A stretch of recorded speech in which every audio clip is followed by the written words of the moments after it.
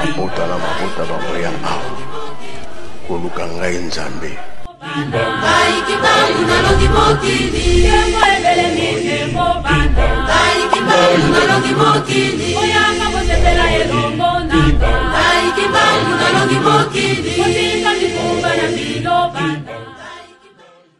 Bienvenue chez nous, merci à toute maman Francis Kabalenda, la princesse de Nkamba, Nouvelle-Jérusalem.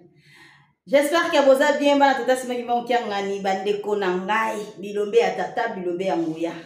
merci à votre émission qui m'a rien que la vérité. Bandeko, lelo, na ye kakako, ye bisabno likamumoko. Dans cette petite vidéo, oyo kakapo, na nzembo, na zotia. Mais na web sabino le mercredi. Semaine nyonso. Na kote émission te. Pour na kote ba prière. Musala na nga ezakaka na bonzoto te nazo lakisa mokili, nazo te ya mokili. Malgré na ndenge na memelango batu bakanisaka ke na sala mabe. Nzokande nazo te pesa tata maboko na bonzoto, nazo te ya mokili. Et puis c'est le plan spirituel. Nazo rappelé bataille ba prière. Poete ba satana wana bazali kolukanga na butu na moi. Ba kokokana ba ngate ba kozwanga te. So moninga na sali soki na sali vidéo te. Ba kolobaka mais maman balenda 2 jours, 3 jours, 4 jours déjà zoyo kanate bokoma mal à l'aise. Nebi ke ba bolingo nanga boza bato balinganga bana tata nanga, bana mama nanga, ba komitumisa. Yango na ko signaler bino. Bitumba oyo bozali komona ejali solo ya bonzoto te bajali komonisa ngai mbangu bayebi solo ejali nanga. Donc na kote yango pesu na molimo ngana buntsaka na bonzoto te molimo. Donc na zozwa temps ya ba prière na bandaki lobi mardi na bandaki mardi. Nde na clôturer moi mukie na partir banda mardi na bandaki na clôturer moi mukie à partir ya 18h. Mais nazo banda lisusu kalate. Donc awa nde siko nazali ko belela moto ba ange ya moto bakitisa nguya. Bakitisa nguya. Pote ba bébé spirituel ba satana o bakanti ba kolonga biso. Biso to bunda na bonzo to pe na molimo. Donc ceux qui bo moninga te bo s'inquiéter ti. Na koti ba prière. Musala na sala ka oizala kana bonzoto pete pe na molimo. Donc na minute yo na bundisi bango na bouger bango na bonzoto. Siko na koteli bango sikoyo na molimo. Na lakisa bango ke biso to koya rate. Bo bangela ngate bato ne so ba lukanga. Ngande na zabo. La princesse de Nkamba Nouvelle-Jérusalem. Bali ngate. Okoluko bomanga mo kokate. Okoluko sala nga mabeme okokate. Okoluko détruire nga me okokate. Okoluka nga na ba niveau nyonso. Eko simba te. Nga na ndeni. Nga so na kutelika museke volonté ya tata. Volonté ya nzambe de sala na vie nanga. Biso baliaka biso te. Biso to kufa pe na ba poison te. Biso même na ba génération leki ngane na zaboe. Soki na tiki mokili ya zaka ya volonté ya nzambe tango ekoki. Ponga na ba génération nyonso eleka. Na tikala ko kota li felote na ba génération nyonso na kufa na mabete nga ba génération seleka na zala kaka obo mona na sala modi na ba génération mususu donc nazo kota siko na ba prière na ko bondela pe pona ba bonne nanga bato balinganga na bato balinganga te na bondela pona bino biso nzambe na biso azali nzamba bolingo Dieu d'amour. Donc nga pe naza bongo ata oyinanga nga na oyino te na choka na ba prière tata a révélé alongolo kitenzi ya mundi oza na mona elongi. Donc c'est ça na minute on est dans za boye nazo tia nzembo oyo to célébrer yango nga na bino to sepela tala kaka kozala nzambe to kana banzembo. Alors ba prière na ngezo tambusama na banzembo. Siko nzembo na sepeli na yo kongo na bino eza bien moko.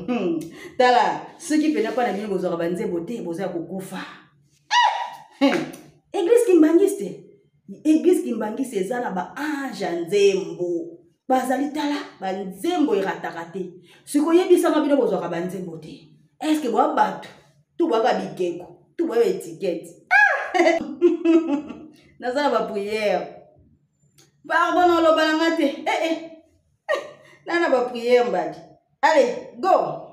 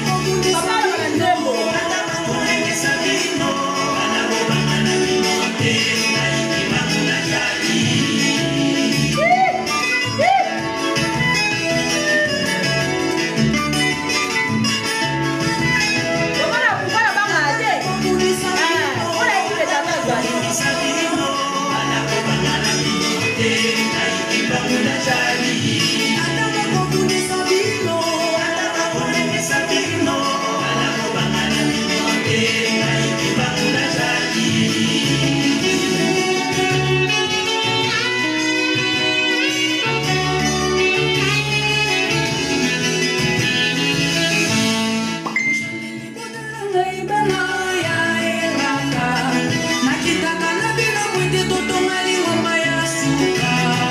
Boinga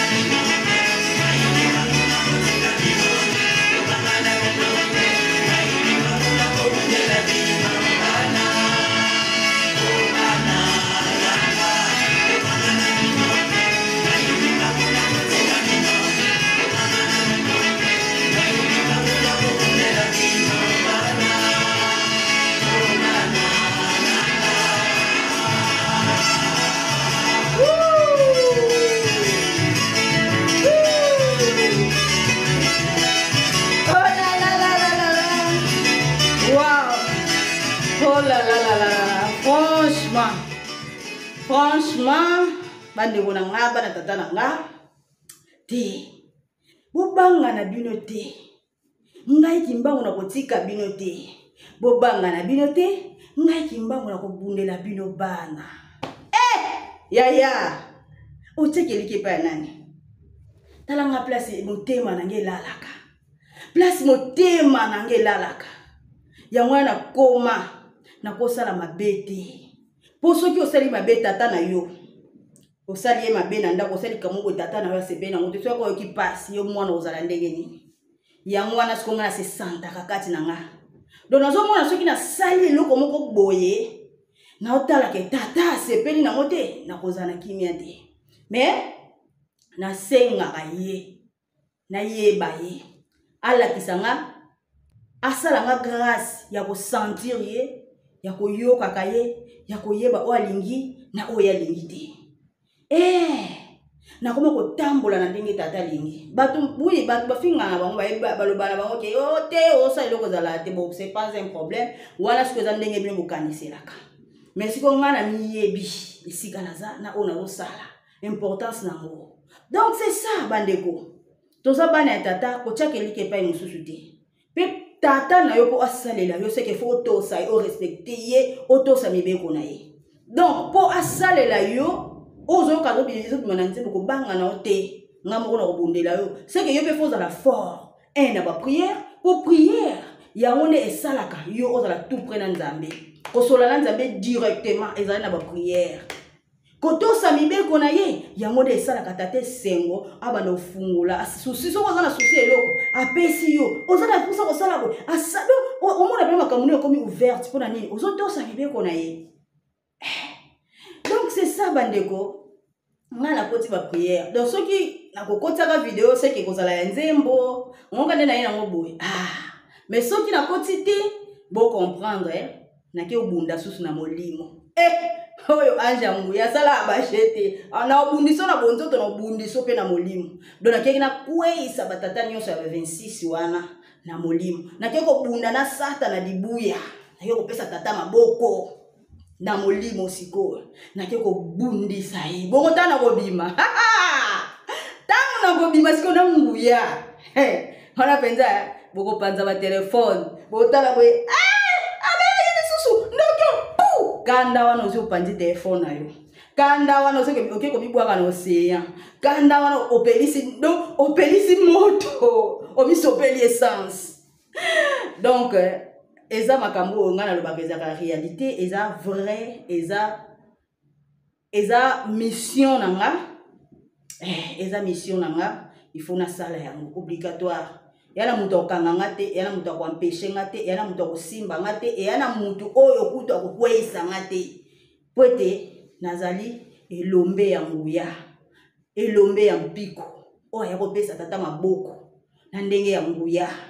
Oyo penake ayoko tosa maloba oyo papa dalonga na taloba batika lingomba na bangulu te. Oyo penzake ayoko salela maloba oyo tolobaka pour papa no mourant. Donc ngana zawana pour ko salela Nzambe nanga. Donc c'est ça. Merci bandeko. Eloka na bisino prière ya onde osala pour Nzamba bundela yo. C'est ça. Soko zoto sa bibe ko na ite ozama makasa ba prière pété. Donc ezaka passe. Merci beaucoup bana tata, tumani à la prochaine. Go banga te so moninga te na jali. Na ke ko bunda na moligo siko. Voilà. Bye bye. Tumani à la prochaine. Mabota na mabota bamoya koluka ngai Nzambe. Ai kibangu na longi mokili ai kibangu na longi mokili ai kibangu na longi mokili